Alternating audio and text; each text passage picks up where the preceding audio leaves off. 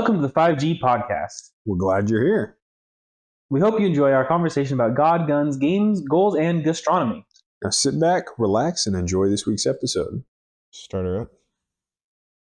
Welcome to this very special 5G podcast after dark. At 8:10 in the morning. I just figured out how to darken the room finally. You know what's funny? Is that like, for me, in my brain, 8 o'clock in the morning is like mid-morning. That is kind of weird, yeah. But like most people are like 8 o'clock is like early morning. Early morning, yeah. But like I'm 3 hours into my workday at 8 o'clock in the morning most days. I'm at work, but I'm definitely not. I'm not just getting started.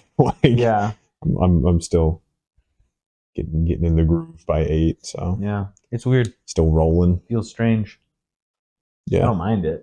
Do you see noon as lunch? 11:30. 11:30 is lunch. Oh, yeah. Okay. Yeah. Dang. All right. Is that early for lunch? I feel like that's a normal lunchtime. That's normal. Yeah. I was gonna say if you saw like 10 as lunch. No. Because if you start at 5. By 10:30, I am pretty hungry. Yeah. But because I'm 5 hours into my workday. Yeah, exactly. It probably should be the lunch. Normally 4 hours into your workday is lunch. And so I'm 6.5 hours into my workday by lunch. But yeah, it'd be rough. 5 to 11:30 is 6 hours. Yeah. Yep. But yeah, it's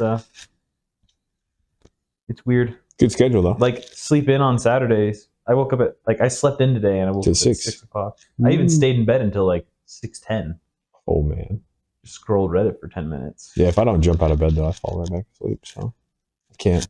Well, I had been like not like awake, but like restlessly asleep. Like just like awakening. It's like where it's like you're sitting there and like you're like asleep, but you like can hear the birds. Yeah, sure. You know what I mean? Like I don't know what state that is. If you get a smartwatch, it monitors all that. It tells you it's like, hey, your heart rate is like elevated here, but you could easily drift back into sleep. I do not have a smartwatch. I have a dumb watch. You don't want the government controlling you with the 5G and the... No, honestly, it's because of the notifications. Oh, okay. I don't need more distractions. See, I could never feel the vibrate in my phone in my pocket anymore. So it's actually, it only does like texts, emails, or anything else. I still got to go through here. So I don't have, the only notifications that I have are text messages and like text messages, phone calls, like the normal phone stuff, right? And then I don't have any emails. I don't have any like Instagram messages or anything like that. I don't have any... No apps. Snapchat gives me a pop-up, but it doesn't vibrate. Yeah, okay. Crack. Robinhood is the other one that sends me notifications. Oh, yeah. Because I'm a masochist and... He's day trading. It tells me when things are... No, I don't day trade at all. I honestly could shut all the notifications off and I'd probably be happier for it. Yeah. But like, I mostly do it for like the Bitcoin one. This week at least. Don't watch the market this week. Oof. Give yourself a heart attack. Yeah. Every hour up, every hour down, every hour. I work at Intel, right? And it's like on our homepage on the website. It's just like, there's the Intel stock, and it's like, I'm like, I don't want to look at that every time I open up a web page. Yeah. It's the stock market's been crazy. It's interesting with like the government rhetoric, stuff like that is like driving the stock market. Yeah. Which to me is interesting because like in my opinion, the government shouldn't have this big of an effect on the stock market. Yeah.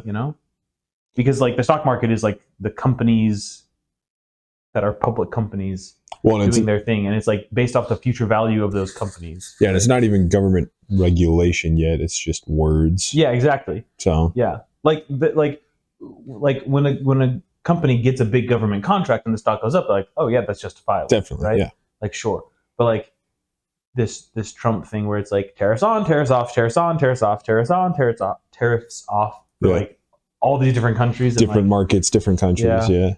Industries. I will say though, it's like,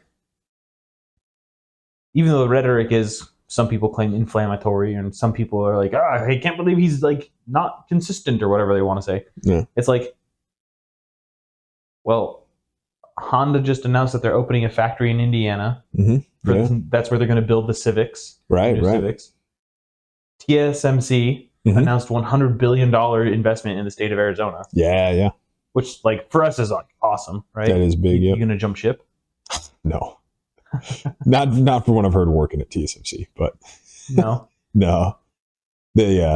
Well, it could change. I don't know with the new $100 billion investment, but let's just say they treat the Americans like second-class citizens there a little bit. Well, that makes sense. Yeah. So, but FromSoft, stay in Japan. That's where we want you to be. SoftBank. Okay. Not at all related to FromSoft. They're both Asian and they both have soft in the name. Yeah. SoftBank announced, this is a couple months ago, or not a couple months ago. He's only been in office a month and a half. Yeah. I think it was 3 weeks ago, maybe. OpenAI, Oracle, and SoftBank announced a partnership for $500 billion initial investment in data centers in the U.S. Right. Yeah. Apple said that they're going to build a $500 billion facility somewhere.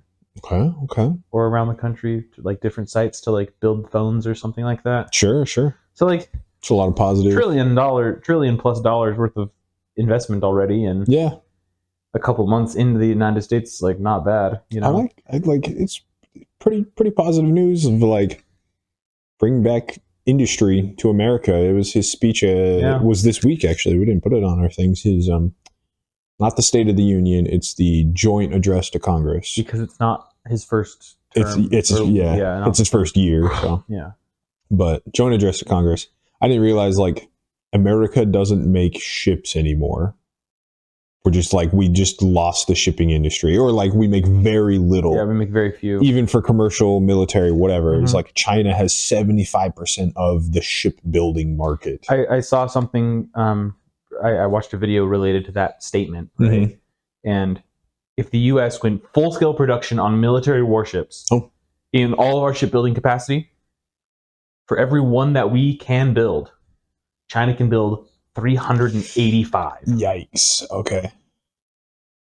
Ours might be way better than theirs. Better, sure. But like 385 to 1 is like, I mean, let's assume that every single missile that we launch from one of our ships kills an enemy ship. Yeah. Hey, we 100%. Can't carry 385 missiles on board these ships. No, yeah. Like. That's crazy. Well, and then even, I'm not a military guy, just a military enthusiast, but like probably next to nukes, I think I've heard a general or someone say, or at least similar sentiment, next to nukes, aircraft carriers is like the best statistic you can have in war. Like how many aircraft carriers do you have compared to the enemy? Well, so interestingly enough, though, is that China hasn't really produced that many aircraft carriers. They haven't figured that one out for some reason. Yeah, ours are really good, so we just... Well, and I think we have 2 times or roughly 2 times the amount of aircraft carriers as the United States, as all of the other aircraft carriers in the world. I believe so. We have 11 or 12. Yeah, and I think there's one that's getting built right now, too. Oh, okay. China has like 2 or 3, I think. Well, and the definition of aircraft carrier is like very vague, because what we consider an aircraft carrier, like England has like an aircraft carrier, but it's what we classify as a, what is it called? It's basically a helicopter carrier or an F-35 vertical takeoff carrier. Oh, okay. It's not. It doesn't have an airstrip. It has a landing strip, but it's very short compared to our aircraft carrier. I mean, our aircraft carriers can literally launch cargo planes. Yeah. Like a C-5 Galaxy can land and take off on an aircraft carrier. It's supposed to be the point. Yeah. You get this mobile base. Not the most efficient way to land a C-5 Galaxy. And I think they have to use the rocket pods on the sides to take off. Oh, okay. That's a honking plane. It's a giant plane, yeah.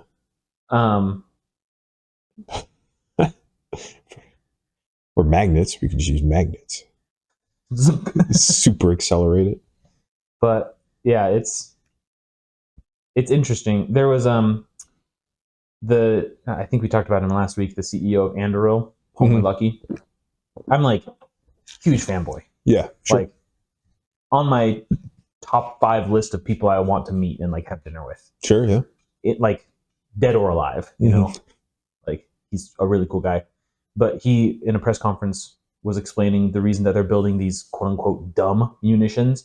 They're building these missiles basically that aren't as payload heavy, so they're not like these huge detonations, you know. Okay, yeah. They're still big explosions, right? They're still a missile, yeah. But like compared to what we actually have now, it's a lot less. And they're quote unquote dumb because they don't have all of the tech that it's like, yes, instead of hitting a 1 square foot radius or 1 square foot area, we are at a 1 meter area. It's because like, the precision is like unnecessary at that point. Yeah, so you don't need to throw extra computing or AI or whatever into it. Well, so that's the thing. They do it with AI. Oh, okay. They built their own AI model, and so they just like throw a little AI chip in there that is like segmented and task oriented for one thing, and then it does its thing, and it is really cheap for them because it's one little computer chip instead of a whole computer. Yeah, right? yeah. So it's cheaper. He was saying that in a full scale war against China, the United States would run out of long range cruise missiles in like 3 days. Wow, dang. And then like it would suck for China. Yeah. But like 3 days isn't that long. No. And then it'd be an attrition war again. Yikes. Wow. Anyway. Interesting. Randomly unrelated, but it got me thinking. I saw a comment this week of like the chip shortage, right? And like, I think it was just some gamer on YouTube comments or Reddit comments or whatever. It was like, I don't understand. If there's a shortage of video chips, why don't they just make more? And I was like, we are. Literally the factory at Intel and anywhere else that makes chips runs 24/7. Yeah. These are extremely complex things to make. Well, and what people don't understand is that they're literally in almost everything. Yeah. Like children's toys now have little tiny like microchips. Little microchips, in them. And like you need like a thumb drive. And every fab, every factory, every company in TSMC is so backed up. Yeah. Their orders are already like years in advance. Like, you're kicking them out as fast as you can, and it's expensive to make new factories, and it takes a long time. So, $100 billion. Yes, yeah. So I was they're in everything. The CEO of Ford was commenting on this is a little while ago. This is old news, quote unquote, like 8 months ago or so. You got Windows updates. Cancel. Never update. All right, we're still going. Cool. All right. The CEO of Ford was commenting on how Tesla is able to be so integrated with themselves and like are able to like produce this technologically advanced car, so to speak. For like relatively cheap. Like their Model 3 starts at like $35,000, $40,000 or something like that. Yeah. Which for like an electric car, like, with all the bells and whistles it has. Yeah. And like is impressive. Then you have like, Rivian, who's a Tesla competitor, so to speak. Not direct competitor. They're not, producing like a Model 3 type car. But the exact same, but the trucks they're producing trucks and SUVs, right? Yeah. But those are in the hundreds of thousands. Definitely. The Hummer EV is $100,000 $200,000 car or something like that. Maybe a little bit less. I think it's like 160. Yeah. New. So like you have these car companies, and then like Ford is trying to get their F-150 Lightning to be a thing. They have the Mach-E Mustang, which is just the biggest bastardization I've ever heard of. Is that just like Ford's thing? Because they also ruined their Broncos. Yeah. Yeah. I have seen a couple Broncos, once you fit them up, that don't look bad. Maybe. Okay. But like base, I agree. Yeah. But anyway, he was commenting. He's like, the reason Tesla is able to do this so well is because they have their own chip factory and create their own code for all of their parts. Oh, okay. They're really a technology company, not a car company. Yeah. Whereas Ford, everything that... So Tesla has one computer that they've built, and then it controls everything. Right? Yeah. Ford, because it's all proprietary, it works well. And they build all their own parts. Ford has these contracts for different, because they're a car company, not a computer car company. Yep. So they're like, oh, we need something to control the tire pressure sensors. And so they contract a company to build a tire pressure sensor module. Yeah. And then they have to figure out how to have that pressure sensor module F off. Bruh. That's to the Windows updates, not to the audience. What the? Or me, you could tell me to F off. Schedule. Sure. In 20 years. Jeez Louise.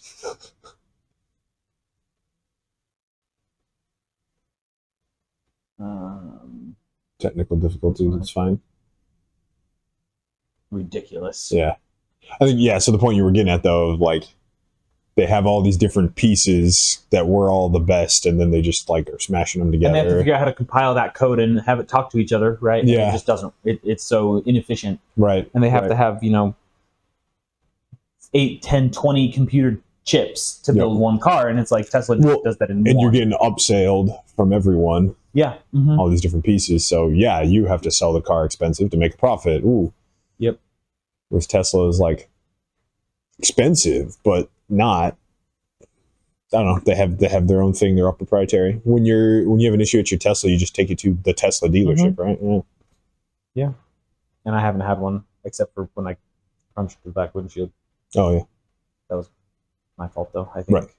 Right. I was very mad at the time and mad at the car, but it was my fault looking back at it. That's fair. That's fair. And now it won't happen again. Anyway, that was a great big long tangent that we went on. That was just our intro, our icebreaker. Yeah. Let's tell me about the movie that you saw. Yes. I want to hear. Ryan and I went and watched Mickey 17 last afternoon. Yesterday afternoon. You didn't watch Mickey's 1 through 16 before to... Oh, they tell you all about those guys. Oh, good. Okay. Yeah. I thought I'd have to watch all the previous movies. No. I saw that joke a few times this week. It was pretty funny. How do I say this? I haven't decided what I would rate it. Okay. I enjoyed my time while watching it. Good. It's positive, at least. It was not a bad movie. Like it's definitely above a 6 on a scale of 1 to 10. Okay. Yeah, like I know that definitively. Yeah. Now I don't know if it's an 8 or a 9 or a 7 or a 6.5. Like I don't know where it falls. Somewhere in there. It's interesting because you're still thinking about it. All right. Okay. Yeah. Robert Pattinson, phenomenal acting. Yeah. Okay, that's cool. Like that's what I got from the trailers. Like he did so well. He did so well, which I was surprised about. Like I still think of him as Twilight boy, right? Edward, and like the acting in those movies is like subpar at best. Yeah, right.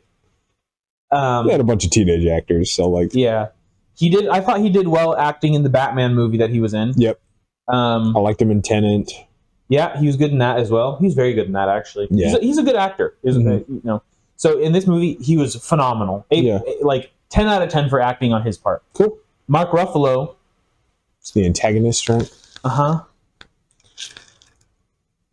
Was interesting. And I don't know how to feel about it because most people know he's not the biggest fan of Trump. Yeah. And he was definitely channeling his inner Trump while doing this. It was very much a Trump-like character, and it was very much meant to be a Trump-like character. Mm-hmm. Not like overtly like, I don't know how to say it. Shouldn't be in your face political, but it wasn't in your face political, but there was definitely parallels. Gotcha. And it was it was very interesting. And the way he talked and things like that, you were like, oh, he's like doing a caricature of like something like Trump would do. Okay. It was interesting. I didn't hate it. Yeah. But like every time some of the time it was like, oh, this is like just good acting, like this is cool. And then sometimes you're like, that's like you're getting inspired by something. Did the director tell you to act like that? Yeah. Or so the story itself was good. There was a few things I wish they had delved into a little bit further, and a few things I wish they had just skipped over a little bit. Okay. Nothing crazy. Like I think honestly, it was a solid movie. Definitely a recommended watch if it comes out on streaming. Sure. I don't know. Consider movie theater. Yeah. The movie theater, like if you're wanting to go to the movies, this would be a solid option. Okay. I wouldn't say like you have to go to see it in the movie theater. Yeah. You know, like Dune, for example, is a movie you just have to go see in a movie. Sure. Right. This one, I don't think you do. If you're wanting to go to the movies, if you want to go to the movies, you want, or nothing else that tickles your fancy, this would be a very solid option to choose. Gotcha. I don't know where that puts it on the rating scale. You know, I'd probably give it like, I don't know, frick, it's so hard. Higher than Borderlands. Yeah, I didn't even watch that movie. Didn't want to go watch that movie. I wanted to go watch this movie. Yeah. Like this is a movie. The trailer was compelling enough for me to like be like, oh, I want to go see that. Let's go to the theaters. Yeah. We determined that I hadn't been to Cinemark in a year before this movie. Interesting, yeah. Which I thought was interesting. But yeah, it's I would recommend. I would recommend it. Kind of a good sci-fi comedy. Yeah, kind of like not dystopian. It does delve into some very like philosophical ideas about the future and like pseudo near future. Yeah. You know, like 150 years from now or so. Sure. It's kind of near future, right? I would say. It's very interesting. Spacefaring, you know, they're going to a different planet and whatnot, and it's like, you know, they meet an intelligent race of aliens, slugs. Basically, I mean, I don't even know what to call them, like slug centipede hybrids. Okay. It's pretty cool. Like, it's a very interesting little world that it's kind of built. And then it's got you thinking about the philosophy. That's cool because sci-fi is supposed to like get us thinking about and it's like very much like the ethics of like the world that they're in, and it's like in the future, like what are the ethics? Like, do spaceships and the communities on a spaceship need to abide by Earth's laws? Oh, sure. You know, and like, is it not ethical to have these expendable people that just get reprinted over and over and over again? It's like, Okay. But I'll probably give it a watch then. Mickey 17. Yeah, recommend. Positive review. Recommend. Positive review. I would give it a thumbs up, maybe a thumb and a half up. You heard it here first. Yeah. Yep. Cool. All right. Sounds good. There it is. I'll do it. There's Steven's movie review. I like it. We'll go on to talk Magic cards. Sure. Yeah. Universes Beyond. Yeah. Spider-Man has been leaked a little bit. Yeah. I saw that they're sticking with the 3 creature-type creatures. Yes. The first one. When was the first set that did that? Was that? Oh, maybe the Dungeons and Dragons one. I don't know. Yeah, because this was one of the Spider-Man cards was a Spider-Human Hero. Yes. Spider Hero Human? Hold on, I just Human Hero Spider? Something like that. Spider Hero Mercenary. Where are the Spider-Man cards? Alright, well, I got them here. Spider Human Hero, yes. The sensational Spider-Man. And then you have Green Goblin is a goblin. Which is goofy. I mean, obviously, yes, goblins in the name, but like should be like a human. He's not really a Magic the Gathering goblin. I don't know. He's a goblin human villain. Villain is the new creature type that a lot of people are like. And hero. It's like, do we have to retroactively make a bunch of old cards heroes and villains now? I thought we had some heroes. I don't think so. I could have sworn there was heroes. Because we had old cards named like so-and-so hero. Oh, maybe that's what I'm thinking. Yeah, but I don't know about it actually being a creature type.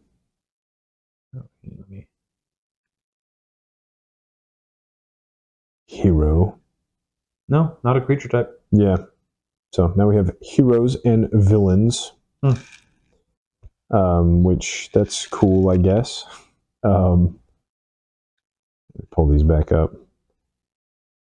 So they're going to do more crossovers then with Definitely Marvel if they're creating a new creature type. Yeah. Venom is straight up a symbiote villain. So that's a new creature type. It's a new creature type, symbiote. I'm like, oh, okay, I guess nothing else fit. An ooze. An ooze. He should have been an ooze human. Yeah, ooze support. Yeah, so I don't know. I'm torn because it's like, yeah, he is a symbiote, yeah, but then like it's just eroding magic. You have all these tribes and you're not even using them for the purposes of the game, but you're picking a new creature type to fit the flavor of the Universes Beyond. All right. Yeah, I'm wondering if, especially with these high cost IPs, if they're not having difficulty convincing people to let them meld those creatures into magic. Yeah. You know?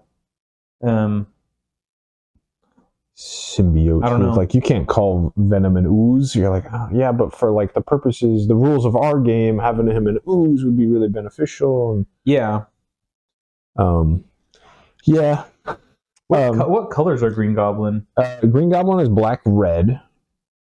None of them are like. Surprised there's not black, red, white or something. Black, red, blue. Or none of the Spider-Man cards so far are like so amazing to talk about. What was it? One of the Spider-Man ones was like interesting.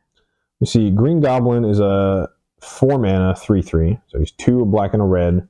He's the Goblin human villain. He's a flyer, and then red black, he deals with discarding. So he says whenever you discard a non-land card, you put a 1/1 counter on target goblin you control. And then whenever you discard a land card, you make a tapped treasure token. So discard a bunch of things, you get 1/1 counters and tapped treasure. Ooh. Sure. The Venom is 4 mana again, 2, a black and a green. Is all right. So 4/4 symbiote villain. He's got vigilance and menace. That's cool. And then he has an activated ability where you just pay 3 colorless. You exile target creature card from a graveyard. When you do, you put X +1/+1 counters on target symbiote, where X is the exiled card's toughness. Fine. Do you think we're gonna get a Carnage? If it says symbiote, yeah, like probably. Yeah, it's the Spider-Man set, so maybe they're just setting themselves up for future symbiote creature types. I mean, there's like what 3 or 4 symbiote bad guys in the universe? There's 3 to 4 like main ones, but then technically you go to the symbiote planet, and there's a good butt ton of them. Yeah, there's a bunch, and then there's the king guy. I don't know if I was counting him as one of the original bad guys, but yeah, there's a lot of symbiotes. Carnage, I guess. Venom, Mayhem. The bad guy was supposed to be in Venom 3, but they like cut him or something. I think his name is like Call or something. But he's in Venom 3, which I don't think you saw either. I haven't seen yet. No, yeah, he's like, which is a travesty because Venom 1 is like one of my favorite movies. I know. Venom 3 was like, let's make a Venom movie with no Venom. That's what I heard. Although Tom Hardy is funny, so like that was cool. But Tom Hardy's like my second favorite actor.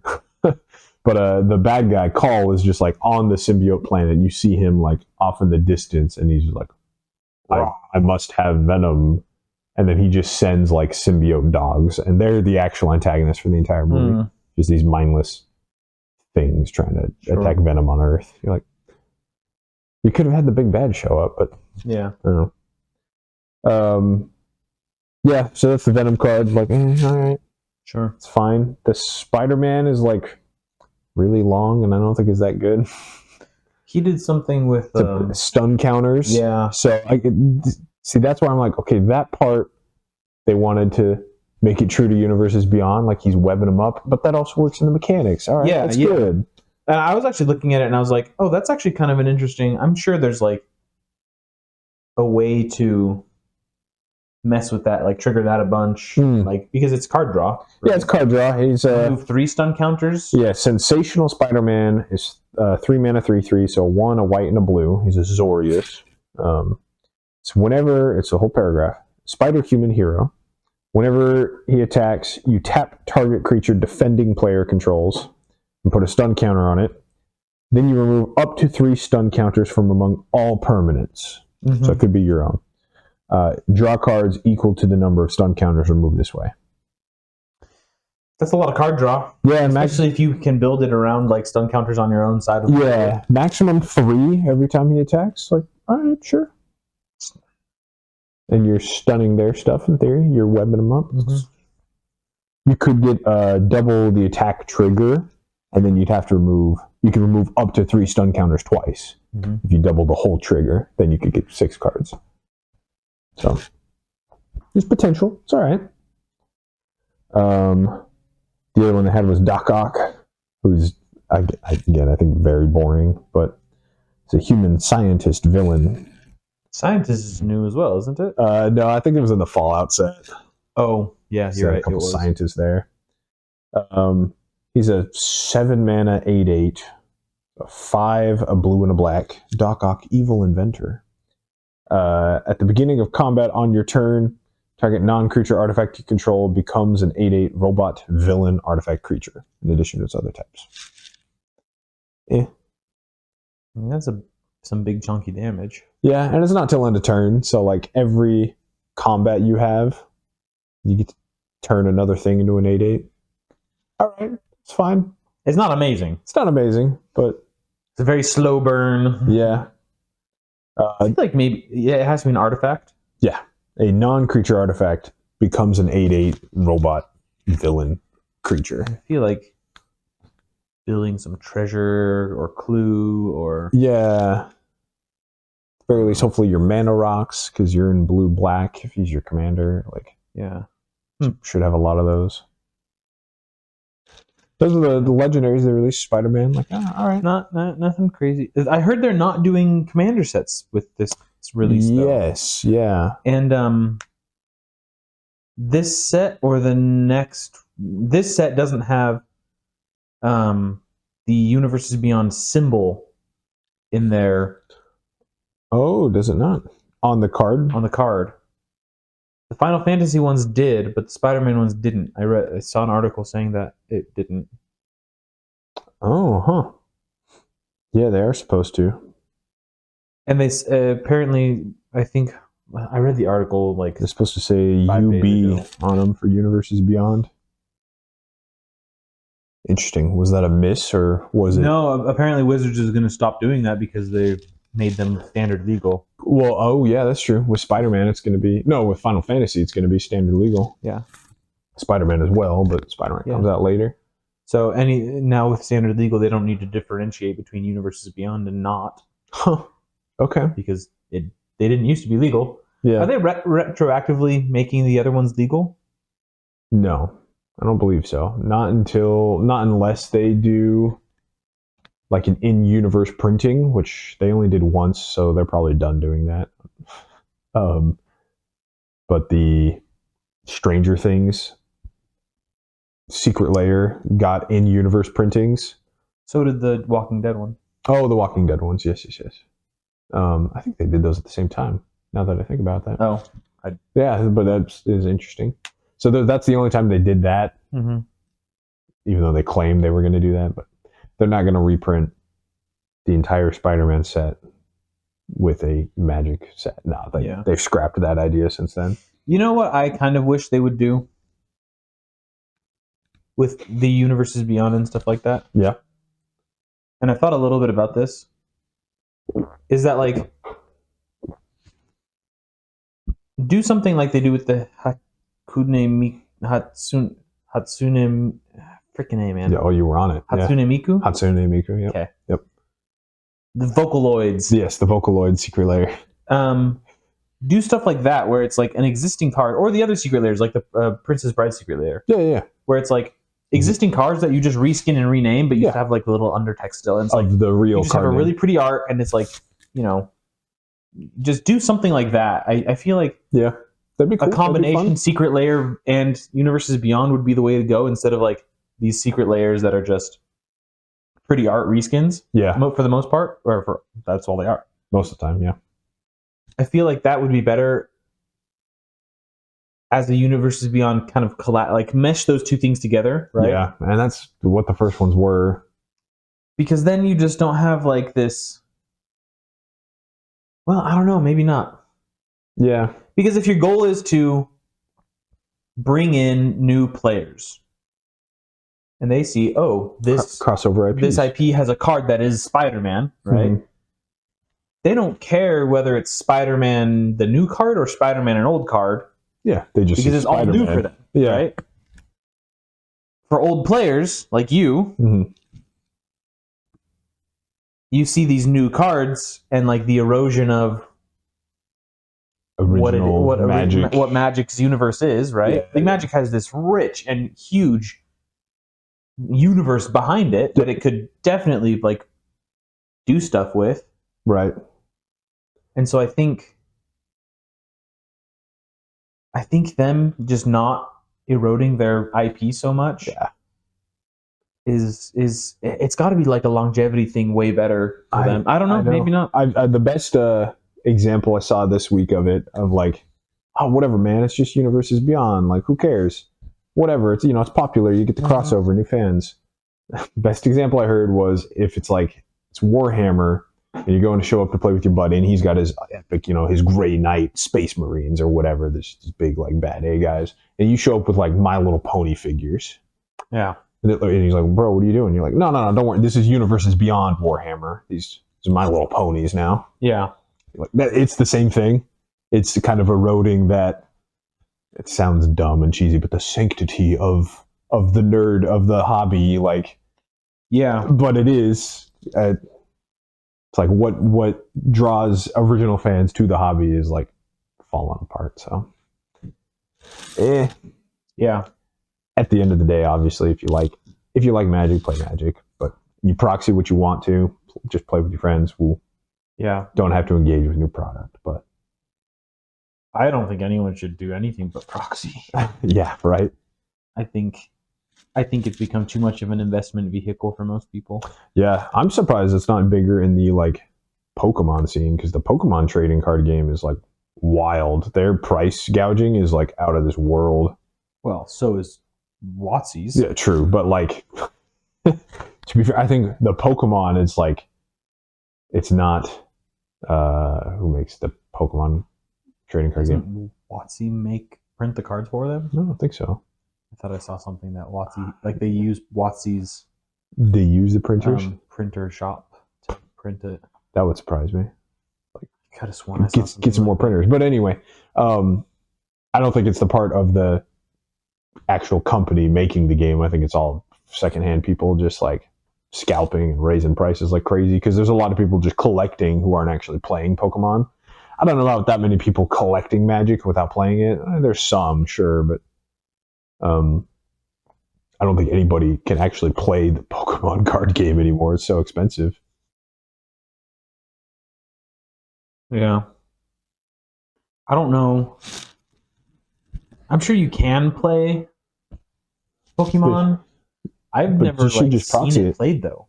I've seen it played. If you frequent game stores, it's around. Is it? It's decently popular with kids as well. Like, is it a good game? It's got its flaws, honestly, but it's better now, like, than it used to be. Like when we were growing up, when it started, they've changed a lot. It's pretty good. They have like mobile versions, like digital versions of the card game. Sure. Yeah, it's decent. I've never seen it played. It's a little simple for my taste, but that's probably because Magic is probably the most complex, like strategy-oriented one. So, fair enough. Any card game that doesn't have instant speed interaction, I'm like, it's okay. Yeah. It's okay. There's pros and cons to everything. So, Magic isn't perfect by any means. But yeah. So I'm surprised people don't proxy Pokemon, because with Final Fantasy being standard legal, people are already seeing the pre-order prices go crazy. Yeah, that's why I say WotC prices are just out. It's like anyone who is still playing standard, first off, why? Second off, you're not going to be able to play standard. It's going to be so expensive. No. It's the Avatar: The Last Airbender set is also going to be standard coming out at the end of the year. Yeah. Like that one's going to be rough for me because I love Atla. Exactly. The art is going to look really cool. You're going to want to collect it. I hope they make the art look amazing. Yeah, it'll be sweet, but it's like Have they released any of the art? Mm-mm. Yeah. I think they did some concept art. Yeah. It was just like, I hope they give just like the sickest borders. Yeah. I hope they take the art of the comic and just like, or of the anime show. You can call it a comic. The animation. I hope they take that and just like copy paste. Yeah. Like some of the concept art looked identical so far, so it's cool. I'm hoping we get some good ones. And honestly, like out of all of the IPs besides Lord of the Rings, Lord of the Rings fits perfectly in Magic, in my opinion, because elves and dwarves. It is fantasy. Yeah, like Avatar: The Last Airbender fits like really well, in my opinion. Pretty good. It's pretty good.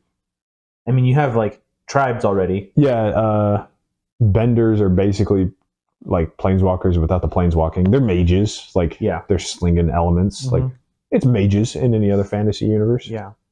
Wizards. So, like, I wonder if we get a new creature type, Bender. Bender. Because everyone's just going to be human. So, they gotta... I hope they give, like, Appa and Momo. I hope He's the only, like, monkey in the whole set. Like... Yeah. Flying monkey. A flying monkey. Or he's just going to be a monkey with flying. Yeah. That'd be great. Right. And then Appa would be a... Dinosaur. Yeah. I was going to say capybara, but that works too. Capybara works really well too. Flying capybara. Flying capybara dinosaur. Yeah. Capybara dinosaur is the name of the... Right. Like, we have to make this work in Magic themes. We can't create a new creature type buffalo. That doesn't make any sense. Bison. A bison. He'd be the only bison. There's no synergy. I hope they name him like Appa Sky Bison or something like that. Appa, who destroys all. These really dramatic titles. I hope there's a bunch of different versions of Aang as well. Sure. Where it's like Aang Firebender, Aang. They should Aang the Avatar. They should do an Exodia thing. You assemble all 4 pieces. 5. Yeah. Well, I was like 4 for each element or something. No, then like a 5th one that's like the main like. Oh yeah, Avatar State or something. Yeah. And it's like an enchantment or something like that. Yeah. Where it's like you have to have like Aang Firebender, Aang Earthbender, Aang Waterbender, and Aang Airbender, and then you have the Aang like the create the Avatar like enchantment, and it's just like all of them combine into win the game. That'd be pretty fun, actually. I'm curious. It would just completely destroy Magic's like way of functioning. I'm curious, if Magic would ever do an Exodia. There's so many like tutors in the game. Yu-Gi-Oh has some tutors as well, but there's like a lot of tutors in Magic. I wonder if it'd be good or if it would just be meme. It would be really fun though. It would be funny, yeah. I'd like it. Break the game. If they needed an excuse. I mean, they have a 10,007 creature, so like. Yeah. And they have the One Ring. They had a $2 million card. So they've done ridiculous things before. Yeah, that'd be fun. I wouldn't mind that. Looking forward to it. At the very least, the news, the art. Yeah. So. I just still don't think that they should. I mean, like, it's cool. It's cool. And like, if it's well done, it's like good. But at the same time, it's like, ugh. Just the erosion of the IP is so sad to me. Yeah. But money. It's what it is now. So, what do we got next on the list? And El Documento. El Documento. I have a TV show that I would like to suggest. Oh, okay. Called Rogue Heroes SAS. It's on Amazon. Interesting. It's an MGM show. Okay. And I think you have to have like the MGM subscription to watch the second season. I thought Amazon was like connected with MGM now, but they might. I don't know. Okay. I remember having to buy like a 1 month subscription originally to watch this first season, and then I think they released the first season, and now their second season. Anyway, first season, absolutely phenomenal. 10 out of 10 show, would recommend. Hilarious, good action, good story, good, whole thing, fantastic. Second season, almost just as good. Okay. Like, if the first season is a 10 out of 10, this one is a 9.5 out of 10. Sure, all right. And just absolutely phenomenal. Short season, is it 8 episodes? Yeah, that's like what everybody does now. Yeah. I still going to classify that as short. Yeah, I agree. Like, TV shows when we were growing up was like 15 episodes. Yeah, well, I mean, or like 26, 25, yeah, something. They've slowly got shorter. Warehouse 13, how many episodes per season was that one? I think it was like 16, wasn't it? Yeah, probably. Or there's another one. I think we've been over this, or maybe it was off camera. Like, you used to have like seasons of TV where you had to do like, I think 13 episodes, and then you like took a break for Christmas, and then you did like 13 more or something, and then all summer was reruns. Yep. And that was just like the yearly structure, because you were like filming as you were releasing, but the new structure is just so slow. And so, yeah, instead of like these 20 plus episode seasons, we've just trimmed it down to like maybe 16 or 12. 8 is now 10, the new norm. Yeah. Like, well, I think Game of Thrones gave everyone permission to do less. Oh, yeah. I think Game of Thrones was really the first one where there were like 10 episodes per season. Yep. That's it. Except for the last seasons that were like, you get, I don't know, 6 episodes. 6, yeah. Ooh, we're done. We're going to go cash this check on. Are you sure? Seems like you guys could have used 4 more episodes. Yeah, for real. Let's flush this out a little bit more, friends. Probably another couple seasons, but what do I know? Yeah. So Rogue Heroes, though, it's like a military action thing? So it's about the founding of the SAS, which is British Special Forces. Okay, yep. In World War II. What's your problem? And it is just, they take literally the idea is just to take the craziest of the crazy soldiers, the ones who will not follow orders. They're like, are in court-martial prison, like all this stuff. You stick them on a team together? You stick them on a team with a leader who's just absolutely insane as well, who has a guy who is just a maverick of a, like, will literally just go and like do whatever he wants, but he is so loyal to this leader that like he's like a super scary character. So like, he's a scary human being because he's like insane. Yeah. Like clinically insane. Nice. And it's like a true story of how like they were founded. And it was just like in the desert in World War II in like Egypt area, North Africa, right? North Africa. And it was just these guys who were like, the Germans have like a lot of bases and we are like stuck in Egypt. We can't really win this. So we're just going to go into the middle of the desert and like find a place to camp and hide out in like a rock. And then in the middle of the night, we're just going to drive around and blow up planes. Sure. All right. And like, oh, we need to parachute in. Well, there's a sandstorm coming. Let's fly up into the sandstorm and parachute down. And if we die, we die. During a sandstorm. That's wild. Yeah. So it's like, that's the first season is them in Northern Africa. Okay. Yeah. And then the war progresses, obviously. They win Northern Africa a lot because of these guys. Spoilers. Right? Yeah, spoilers. 80 years later. Right. Then they start moving up into Italy. And this group, the SAS, is the first people to land in Italy. Yeah.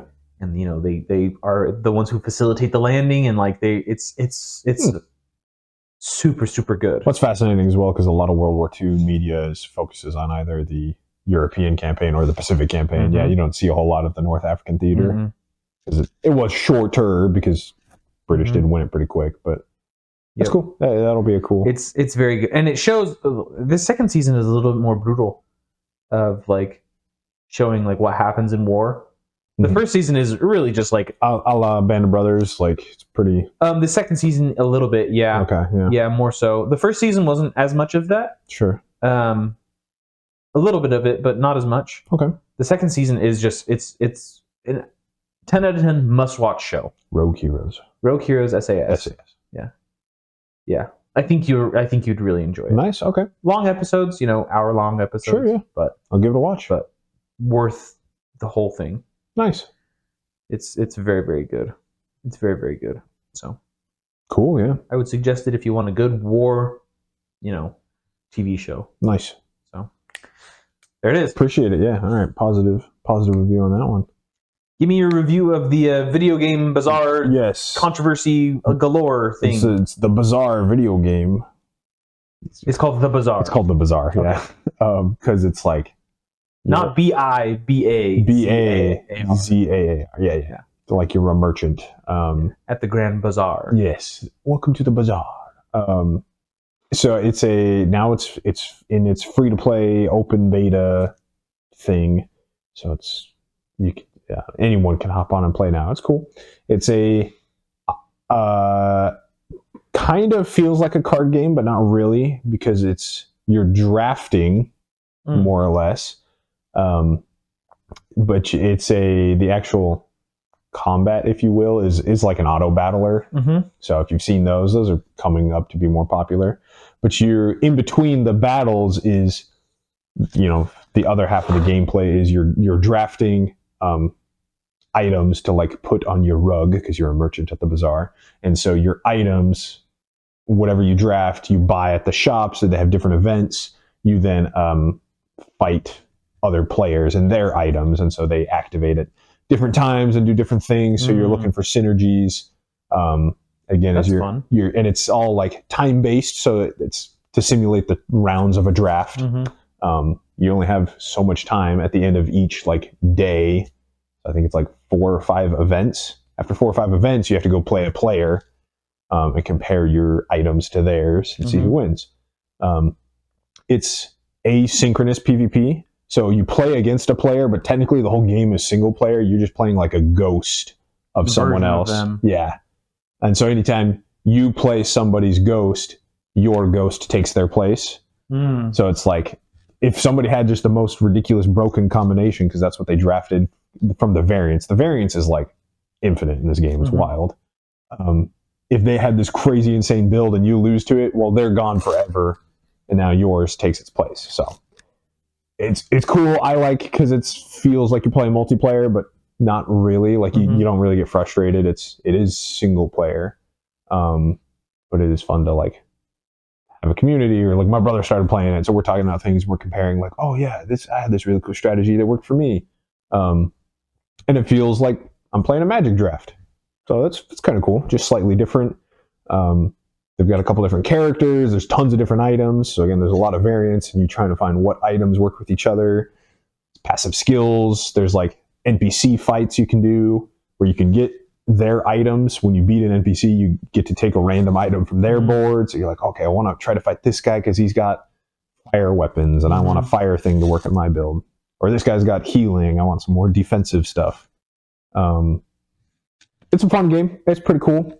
There's a bit of a controversy amongst the fans. They were in early access closed beta for a couple months. People had to buy into that one, but they said, yeah, the game will be free to play when it opens.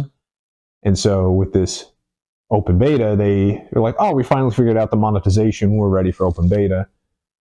And a lot of people got up in arms because I guess they said we're always going to be free to play. You're not going to have to buy new cards or new items like a traditional card game. Because then that kind of ruins the point of drafting. Yeah. Right. If we were doing a Magic draft and like before the draft, you're like, oh, well, I got these premium cards here. I'm just going to like put these in my hand now. Yeah. Like, what? It's pay to win. It's pay to win. Yeah. And so the developers have always said, like, this game's never going to be pay to win. So their monetization, they figured out, was a battle pass. Everybody does a battle pass. And a lot of people didn't like it because the battle pass is $10 for like a month. And there is some cards, there's some items in the battle pass. And so... yeah. So can if you play someone, can you steal one of those items? No, because none of those new items are on the NPCs yet. You don't take items from other players, which would maybe be a good thing to actually. I think you just figured out the game. I think you just figured out the fix to make everyone happy. Because people are complaining about the pay to win, like, oh, I hate losing to these new items. Yeah, I don't even have these items. yeah, maybe you could just give it a chance to steal items from them. That'd be cool. There's people complaining, yeah, it is kind of pay to win, but they did say like when the battle pass rotates, those cards will just be available. Oh, so it's early access to good cards. It's early access to good cards because that's the monetization they've decided on. I'm gonna be honest, I don't hate that. I think everybody's really overreacting to that part. So if it was purely pay to win, where it's like you can only get these cards for this 1 month, and premium, you have to pay us $10 every month if we keep making new cards. Then it's like, oh well, that's just kind of a crappy like situation. Yeah. Like you have to pay. That's just a subscription at that point. I go to a Magic draft. You have your 3 normal draft packs, and I only have these premium fancy packs. You're like, what the? It's not even fair at all. No. Like, yeah, you should have just blinged out your packs, man. Sorry, I don't know what to tell you. You're playing with collector boosters, and I'm playing with normal draft boosters. Yeah, I don't hate if they're going to rotate those cards into the playing field, and you're just paying for a month of early access to those cards, effectively, right? Like, I don't hate that. Would I have? It's a guarantee that you get them as well, so like that's good. Would I have preferred it to be cosmetics only for their monetization in a free to play game? Yeah, I guess, but honestly, I'm enjoying the game enough. I'd almost rather just drop $20 to have everything all the time, but that's not what makes money these days. No, so. People need the microtransactions, the battle passes. Yeah, that's only 2 battle passes. It's only 2 months. $20 is only 2 battle passes. I know, yeah.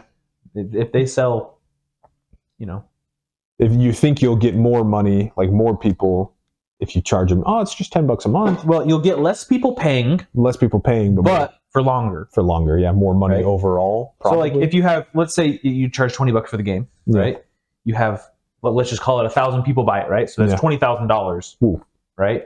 But if you can get 25% of your player base to buy a battle pass, and let's say you do 1 battle pass every 4 months, right? So that's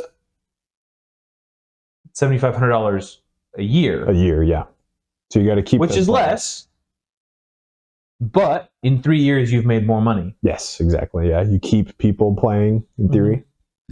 So there's like an addendum to the controversy. A lot of people are just mad about that, which sure, fair, I guess. But I don't care. I'm at this point in my gaming career or my life where I just don't care. It's not like, honestly, there's so many more egregious systems of monetization than that. Like that is like battle pass. I don't, and the way they're doing it, I don't hate. It's like the devs said that they would never do pay to win. You're not doing pay to win. Not pay to win, yeah. The other half of the controversy is kind of the blowback from the devs, right? Because, I don't know, they probably needed a community manager. It's a relatively small company.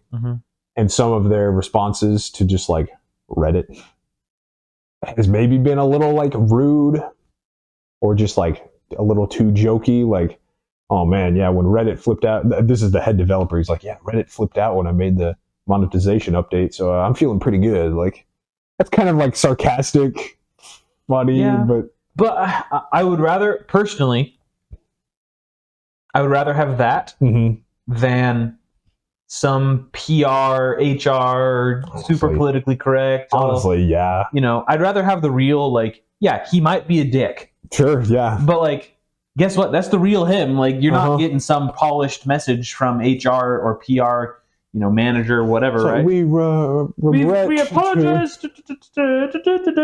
I'm gay. We're carefully considering all of your opinions, especially the ones in all caps. Very. No, it's obviously better to have someone. He's real. They have a Discord, like that's how small the company is. He's on the Discord, and so a lot of people are like, "Oh man, he was rude." Okay, like you just no, that's fine. You can come over here. He doesn't like you that much. I don't like you that much. Sorry. Yeah. You're not at that level yet, bro. Yeah. That all aside, it's an open beta. It's free to play. It's a pretty fun game. I have to give it a go. They don't have a mobile version yet. No, it's got its own launcher, so. Steam didn't let you do, like, because they were in a closed beta for a while. Steam doesn't really let you do a closed beta, so So they have their own launcher. I don't know if they'll ever be on Steam. I hope they do mobile eventually because the game would be phenomenal on mobile. But it's fun. It's fun to click through. They got a pretty good tutorial because the game can be a little overwhelming at first. Sure. It's really new player friendly. It's a pretty good game. I like watching. There's a streamer or two I watch. It's fun. Nice. So I'll have to give it a go. The Bazaar. I do recommend just like stay off the internet, just play the game and enjoy it. Watch a couple streamers, I guess. But don't I don't know. Don't engage in the hate online. Yeah. Just be chill. I think going back to the conversation about people being real, there's a gun company, or they are a gun company, Palmetto State Armory. Yeah. You told me about They're them. more of a budget company, but they started out as a distributor for parts, and they've started to make their own stuff. Yeah, that's right. They are doing this thing where it's a whole thing with suppressors and the legality behind them, and they're trying to get it so that you can buy them online without having to go through an FFL. Anyway, they pay the licensing fee $200. Minimum. You pay it there. It's a whole. I don't understand. It's a big cluster truck of regulation. Yeah, I don't understand how they're doing it. I haven't looked that much into it, but they have a guy who is their, public relations guy. Okay, yeah. Community manager. But there's this Palmetto State Armory subreddit. Okay, yeah. And they have a guy on there. Oh, from the company. Yeah, and he has, his official tag like PSA employee or whatever, right? Nice, yeah. And oh yes, thank you for sneezing on me. Oh, there was someone who was there was a bunch of people who were a little bit up in arms because they're trying to figure out this suppressor thing, right? And they're like, oh, they've partnered with this other suppressor company, but like this suppressors on Palmetto State Armory are like $100 more expensive, so why would I do that instead of just going over there? Anyway. And someone added the guy. They're like, hey, and his name's Danny. What do you think? Hey, Danny, like, what the heck, man? And he's like, yes, because they consult me about the pricing every day. And everyone was like, oh, yeah, that's fair. Fair point. He's like, yes, the guy on Reddit is the one who gets to decide the prices. It's like, don't you guys know my job is just like scrolling on my phone all day? Like what? But he's on there like very regularly. Yeah. Like every time there's like a popular post on their subreddit, he's commenting and like interacting with people. Sure, and, and not in just like yes, we are the best. You know, like it's like he's making fun of people. He's being on Reddit. Yeah, he's a which guy. Is hilarious. He's genuine, and like he's giving good information, right? Like if there's a question that someone has and people are like speculating and whatnot, he'll get on there and say he is representing the company. He still is, yeah. But he'll get on there and say like, this is like the information I have so far. I'm digging into it. Like give me a few hours and I'll get you an answer. And then he'll like respond to his own thing and say like, hey, here's what I found. That's pretty good. So I think more companies need to have that type of right. You just need a guy, a guy, and like everyone knows it's Danny. His name is Danny. That's fine. Yeah, Danny from PSA is his handle, I think. It's like his official business Reddit account. Yes, it's like it's not new, but there's some element of just being genuine. Yeah, because a lot of companies have adapted to have the social media manager, and that still feels kind of fake. Of you're in charge of doing the Instagram posts or whatever. I will say that companies who have bless you. Are you okay? Companies who have adopted Gen Z TikTok media managers. You do the TikTok videos. Are so good. Yeah. I think it works. I think a lot of companies had just needed they don't need these old people advertising. Advertising is not dead, but way different than it needs to be. Commercials, I guess you put your commercials on streaming services now, but the social media ones, the F1 team, F1 Racing. Yeah. Their TikTok manager, whoever it is, just the funniest videos. Nice. I literally will go on to their page and just watch their videos because they're so good. And some of them are informative. They're here's the technical analysis of whatever, this car, right? And then other ones are he's a car driving and he spins out and they put the wee sound over it. And it's just it's their official footage. Yeah, it's F1's official footage on F1's official page. And the car spins and it goes wee. Or it's the video of just when it was the whole thing where it's the da da da da, and then it spins around the Earth and goes into the galaxy and stuff like that. I don't think I know that one. So yeah, there's a video. It was a trend for a little while where it's you have a video and something happens. Someone falls, and then they just like start spinning. Oh, like, okay. Like someone trips, maybe. and they go, oh, and they go da da da da, and they just like spin off into like, the Milky Way. Right. They'll do stuff like that for their cars on their official page, and it's so good. Nice. And like, just I think more companies need to do that because it's so much more engaging and like you're reaching a wide audience, and and like the age of research is here, right? Yeah. Like you don't need to when you are doing an advertisement. Like, you need to advertise the feeling of the product, not the technical specifications of the product. Because if someone is interested, you need to get someone interested, and then they'll go look at the specifications of the product, right? If they care, right? It's like, F1, this TikTok Media Manager has made me look up getting an F1 subscription. Because I'm like, man, I just want to watch. I want to watch the races like all the time now. Yeah. Because they'll post like these funny videos, but also like the super sick clips of like this race.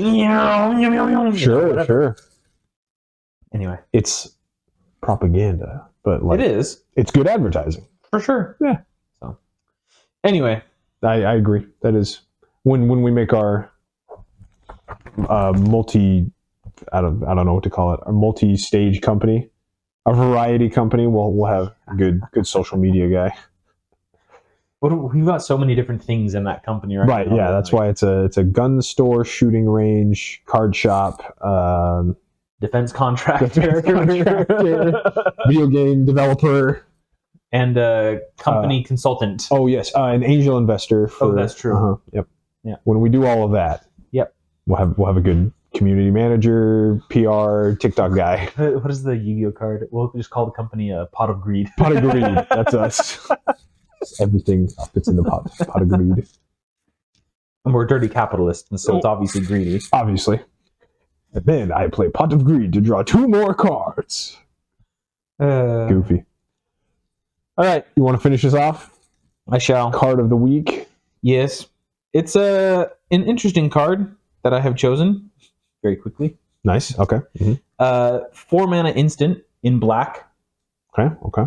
Burden of Greed. No, I don't know this one. So it's speaking of Pot of Greed. Yeah. Well, I had it pulled up and that says greed, and I was like, "Oh, Pot of Greed." I got you thinking, yeah. It is Burden of Greed. Like I said, an instant.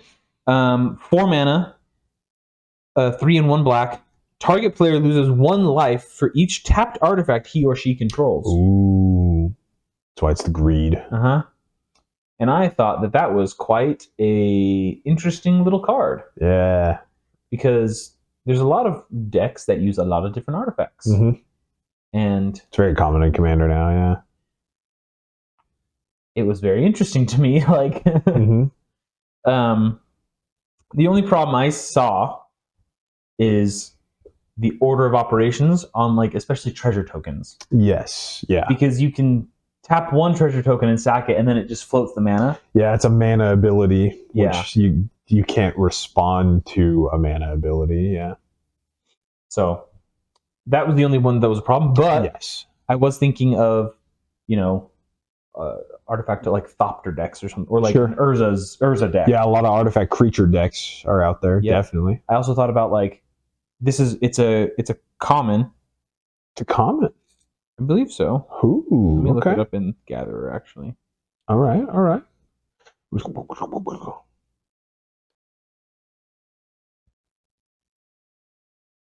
Burden of Greed. Common, yeah. Pauper Legal. Yep. That's a mean sideboard card then. Especially against your little artifact. Artifact lands. Yeah, affinity, artifact lands. Like, brutal. That is super brutal. Yeah, you don't see that one coming. And especially in a 20 mana or a 20 life game. Yeah, if I have 7 artifacts. 1/3 of your life. And if I can't control, like, I can't really respond to that. Like, I can't untap my things in response. Mm-hmm. So again, it's just if I could counterspell, but that's it. Counterspell. But then you waste a counterspell, and if I have some way to sacrifice them in response, like the ones who are already tapped, sacrifice them and just get rid of them. But then it's like, if they're is it worth the 1 life? Are they artifact creatures? Yeah. It's like, if it's artifact lands and one artifact creature, it's like, well, shoot, what do I do here? Like, if I sack this artifact creature, I'm not going to get any damage in, and like that's nasty. I didn't know it was a common at first. I was like, okay, Commander. I'm like, if only Commander had a sideboard, that'd be like perfect. But as well as in Pauper, I'm like, it says Pauper legal right there. Definitely Pauper sideboard, and honestly, Commander decks have 100 cards, so you can easily fit that into your Commander deck too. Like, especially if you're like an anti-artifact. It's very likely you could hose somebody with that. So, especially like it's fun too. So, and I feel like there's ways like, there's a couple combos that make a bunch of artifacts that like have to like tap them to like keep the loop going. Yeah. Yep. And so it's like, well, and then any Urza deck. Yeah, any Urza deck, definitely. Just like, because he taps any artifact for mana, so yeah. I mean, I'm pretty sure there was a point where like you have like 30 tapped artifacts. Yeah. So it's like, oh well, then I'll just kill you.